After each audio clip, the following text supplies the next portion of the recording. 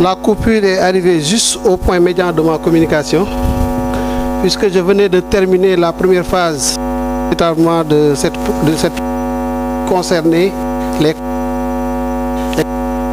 maintenant m'inscrire dans les perspectives qui devraient nous amener à corriger donc cette situation difficile à laquelle nous sommes confrontés. Et je disais, chers représentants des médias, mesdames, messieurs, mes chers compatriotes, que face à ces défis majeurs, nous n'avons qu'une seule voie, et c'est d'agir vite avec responsabilité et méthode. Je m'approprie sans réserve les constats faits et les recommandations formulées par la Cour des comptes. C'est pourquoi, face aux défis relevés, le gouvernement a déjà engagé une réforme en profondeur de la gestion budgétaire et de la dette publique avec un objectif très clair: assurer la viabilité des finances publiques tout en préservant notre souveraineté économique. Ces réformes s'articulent autour de 3 axes majeurs. Premièrement, le renforcement du contrôle budgétaire et de la gestion des investissements publics. Deuxièmement, la modernisation et la digitalisation de la gestion des finances publiques. Et troisièmement, les réformes structurelles visant à une réorganisation des services impliqués dans la gestion de la dette. Ces réformes structurelles seront traduites comme suit et mises en œuvre de manière séquencée. Premièrement, il faudra améliorer la qualité comptable et de l'information financière à travers la mise en place d'un système d'information intégré de gestion des finances publiques, garantissant un meilleur contrôle des dépenses et des financements. Cette modernisation permettra d'améliorer la qualité et la fiabilité des données financières, de faciliter leur accessibilité et d'assurer la sincérité des comptes publics. Un contrôle plus strict des projets financés sur ressources extérieures, avec la désignation d'un agent comptable chargé du suivi comptable des projets financés à cet effet. Et cette mesure vise à assurer un contrôle rigoureux et une meilleure gestion des engagements financiers du pays. Il faudra aussi veiller à la réorganisation du réseau comptable afin d'accélérer la centralisation des données, d'améliorer leur fiabilité et d'optimiser la gestion de la trésorerie de l'État. L'intégration de supports indispensables facilitera la fluidité des opérations comptables et garantira une meilleure traçabilité des flux financiers. Le deuxième axe porte sur la réforme de la gestion de la dette publique. Et il s'opérera à travers le retour à l'orthodoxie en matière de gestion de la dette par une centralisation des fonctions de négociation, d'utilisation et de gestion de la dette publique. Cette centralisation permettra de surmonter les difficultés liées à la dispersion des compétences dans l'administration de la dette publique. Elle se fera en réunissant de mobilisation des financements. Et cette réforme devra garantir une meilleure coordination de l'information financière et une gestion efficiente des ressources publiques. Il passera aussi par la création d'un service unique au sein de l'État, compétent pour la gestion des emprunts et des garanties associées, ce qui assurera ainsi une approche plus transparente et harmonisée de la politique d'endettement. Le troisième axe porte sur le renforcement de l'efficacité et de la transparence des finances publiques. Il s'opérera à travers le renforcement du dispositif de collecte et de fiabilisation des informations sur les finances publiques. L'instauration d'une déclaration de responsabilité personnelle de tous les agents impliqués dans la production de l'information financière. Mesdames, Messieurs, ce rapport marque un tournant décisif. Il ne s'agit pas d'un simple exercice de constatation, mais du début d'une transformation profonde et irréversible de la gouvernance financière au Sénégal. Notre responsabilité est de faire mieux pour aujourd'hui et pour les générations futures.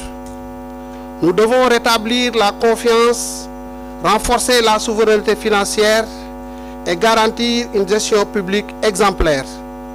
Chaque franc dépensé doit désormais être justifié. Chaque engagement budgétaire doit être optimisé et chaque réforme doit être appliquée avec la plus grande rigueur. Nous devons cette rigueur aux Sénégalais, nous devons cette transparence à nos partenaires, nous devons cette exemplarité à l'histoire. Et c'est avec détermination et responsabilité que nous relèverons ce défi. Je puis vous l'assurer. Je vous remercie.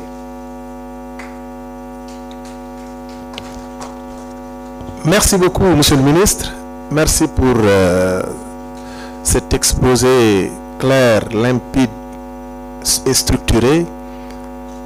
Et je m'en vais tout de suite vous dire que cet exercice de transparence ne saurait s'arrêter comme ça. C'est la raison pour laquelle nous allons donner la parole au ministre de l'économie, du plan et de la coopération. Monsieur Abdourahmane Sarr, vous avez la parole.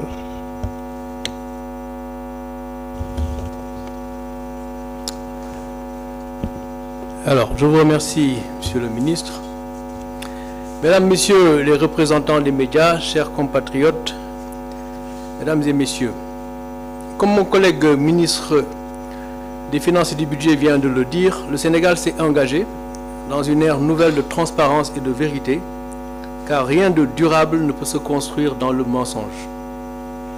Nous étions ici, il y a quelques mois, pour vous faire l'économie du rapport de l'Inspection générale des finances que le ministre des Finances et du Budget avait commandité par la volonté du chef de l'État et du Premier ministre de redresser le pays à partir de la vérité. L'audit de la Cour des comptes a confirmé ce qui avait été dit avec une ampleur plus grande sur les déficits et donc sur la dette qui a été accumulée ces dernières années.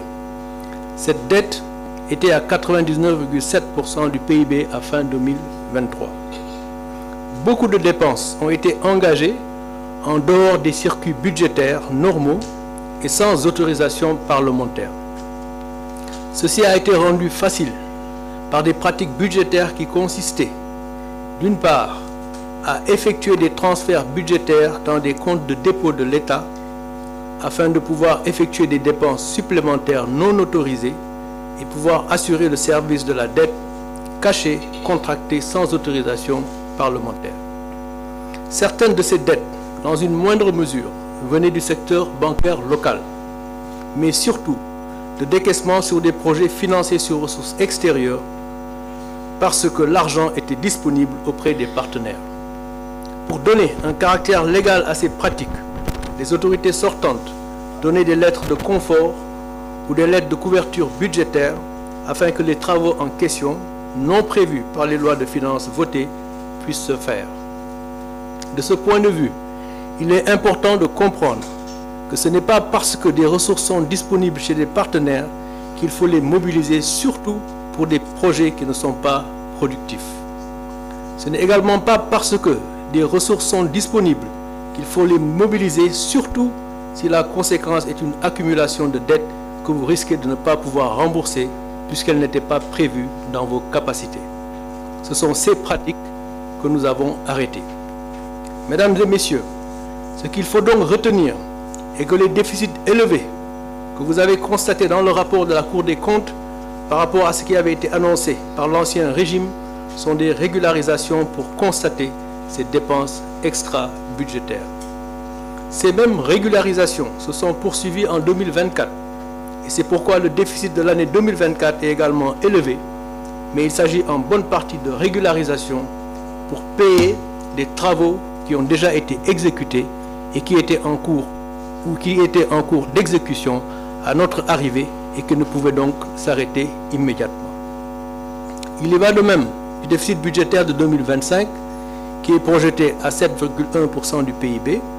Ce déficit sera ramené à 3% du PIB dans un horizon raisonnable, de telle sorte à réduire également la dette à 70% du PIB, comme demandé par les critères de convergence de l'UEMOA, également dans un horizon raisonnable. Les projets qui seront inclus dorénavant dans le budget seront strictement ceux alignés à la vision 2050 et compatibles avec les lois de finances. Ce message que je viens de livrer est important et mérite répétition. Le travail qui a été fait est un travail de régularisation pour pouvoir constater l'origine du stock de la dette que nous constatons aujourd'hui et qui ne souffre pas d'équivoque chez les banques et chez les partenaires du Sénégal. Une fois cet état de fait compris, c'est-à-dire la connaissance du stock réel de la dette, qui est de 99,7% du PIB en 2023, quelle va être la trajectoire à l'horizon 2029-2035? La dette sera ramenée à 70% du PIB dans un horizon raisonnable, comme je viens de le dire. Elle sera donc sur une trajectoire baissière. Nous ramènerons le déficit budgétaire à 3% du PIB dans un horizon raisonnable, de telle sorte que cette trajectoire de la dette soit descendante.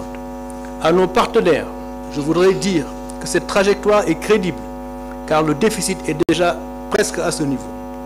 Ensuite, la croissance sera forte avec une croissance en moyenne de 6,5%. Elle est déjà au-delà grâce à la production de pétrole et de gaz qui vient de démarrer, confortant la trajectoire de réduction de la dette sur la période 2025-2029 à venir. La dernière analyse conjointe de viabilité de la dette du Sénégal réalisée par le FMI et la Banque mondiale en juin 2023 avait maintenu le Sénégal à un risque de surendettement modéré. L'analyse de la viabilité de la dette réalisée par mon département révèle que la dette du Sénégal est toujours soutenable. Même si le ratio d'endettement a fortement progressé, l'ajustement budgétaire que nous avons entamé devrait aider à stabiliser cette dette à moyen terme. Nous avons une bonne structure de la dette, il est important également de le dire. Son coût moyen reste inférieur au taux de croissance de l'économie. Le taux d'intérêt moyen de la dette de 4,6%, alors que le taux de croissance, lui, il est projeté à moyenne de 6,5%, donc bien au-dessus du coût de notre dette. Et c'est la raison pour laquelle la dette sera sur une trajectoire descendante. La nouvelle stratégie d'endettement que nous avons élaborée devrait aider à réduire considérablement l'exposition du portefeuille d'endettement de dette en devises et à améliorer la viabilité de cette même dette. Nous allons attirer les non-résidents sur notre marché en monnaie locale afin d'approfondir notre marché en collaboration avec la Banque centrale dans un environnement de stabilité macroéconomique. Enfin, les résultats de l'audit devraient permettre, comme l'a dit mon collègue, une nouvelle orientation en matière d'endettement avec la fonctionnalisation du Comité national de la dette qui existe déjà et qui a des procédures tout à fait appropriées dont on a fait fi ces dernières années. Si les procédures du Comité national de la dette étaient suivies comme prévu, nous ne serions pas dans la situation dans laquelle nous sommes et ce comité sera donc actionné et fonctionnera tel que prévu.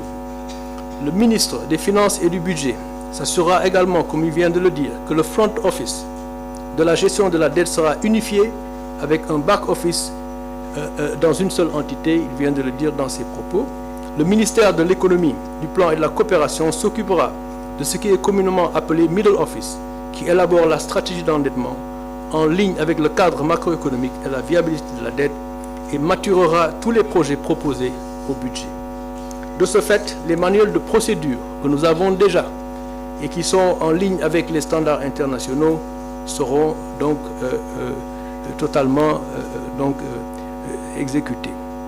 La direction générale de la comptabilité publique et du Trésor, compte tenu de ses aptitudes spécifiques liées notamment à ses interactions avec les marchés et ses prérogatives en matière de comptabilité de la dette, devra assurer aisément l'exécution des activités propres au front et au back-office. C'est également ce que le ministère des Finances et du Budget vient de dire. La direction générale de la planification et des politiques économiques s'occupera du middle office, c'est-à-dire l'élaboration des stratégies d'endettement compatibles avec le cadrage macroéconomique. La Banque centrale, elle, sera consultée par les différentes fonctions de gestion de la dette.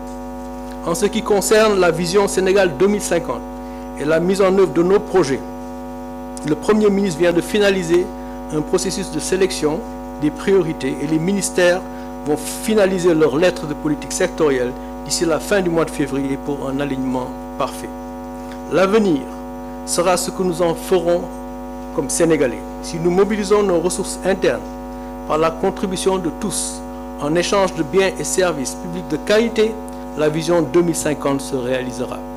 Un Sénégal souverain, juste et prospère, dans des valeurs fortes par des territoires viables et compétitifs, base d'une économie endogène mais ouverte sur le monde. Je vous remercie.